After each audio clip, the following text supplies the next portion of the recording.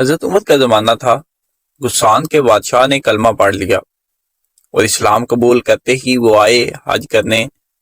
حج کے بعد فارغ ہوئے تو ایک نفلی طواف کر رہا تھا۔ شاہ غسان نے باریک اور لمبا جبہ پہنا ہوا تھا۔ وہ طواف کعبہ کر رہا تھا تو ایک غریب آدمی کا پیر اس کے جبے پر آ گیا۔ جب پیر آیا تو غسان کے بادشاہ نے پلٹ کر غریب آدمی کے منہ پر تھپڑ دے مارا۔ اس غریب نے فاروق اعظم کی بارگاہ میں مقدمہ کر دیا، کہا بادشاہ نے تھپڑ مارا ہے۔ حضرت عمر فاروق نے بادشاہ کو بلایا، فرمایا تو نے اس غریب کو مارا ہے؟ کہا جناب اس نے پیر رکھ دیا تھا۔ فرمایا پیر رکھا تھا تو کیا ہوا؟ تو نے لمبا جبہ کیوں پہنا ہوا تھا؟ تجھے سمٹ کر چلنا چاہیے تھا۔ عرض کی میرے لیے کیا حکم ہے؟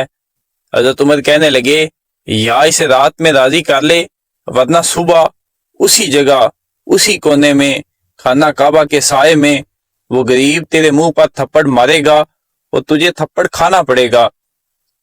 غریبوں سنو، ساری رات وہ غسان کا بادشاہ غریب کی منت کرتا رہا، تو راضی ہو جا، تو راضی ہو جا۔ غریبوں تم سے شکوہ ہے، تم 2-4 لاکھ پر راضی ہو جاتے ہو۔ غریبوں تم سے شکوہ ہے، تم انصاف ہونے نہیں دیتے۔ غریبوں تم تھوڑی تھوڑی بات پر مطمئن ہو جاتے ہو۔ جتنے غریب تن ہیں آنسوؤں سے دور دور، اتنی ہی چادریں میں مزاروں سے چھین لوں۔ جتنے غریب گھر ہیں اجالوں سے دور دور، اتنی ہی روشنی میں ستاروں سے چھین لوں۔ اتنی تو ہمتیں ہوں میری کم سے کم بلند، شاہوں کے تاج فقط اشاروں سے چھین لوں۔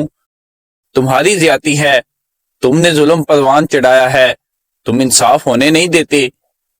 کھڑے ہونا سیکھو۔ اب اسے کہا نا راضی ہو جاؤ۔ وہ غریب کہنے لگا میں راضی ہو جاؤں اور کل تو کسی اور کو بھی تھپڑ مارے؟ کہا جتنی تیرے پاس دولت ہے ساری لا کر میرے قدموں میں رکھ۔ ہم دولتوں کی پرواہ اس لیے نہیں کرتے کہ ہم نے محمد عربی کا چہرہ دیکھا ہوا ہے۔ اب میری نگاہوں میں جچتا نہیں کوئی، اس لیے کہ جیسے میرے سرکار ہیں ویسا نہیں کوئی۔ ساری رات مناتا رہا۔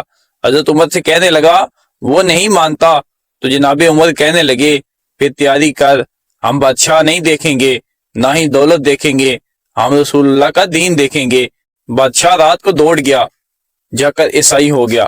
لوگوں نے کہا عمر نے اتنا قیمتی آدمی ضائع کر دیا۔ فرمایا چپ کرو، میں نے کوئی چیز ضائع نہیں کی، میں نے تو اپنے رسول کا دین بچا لیا ہے۔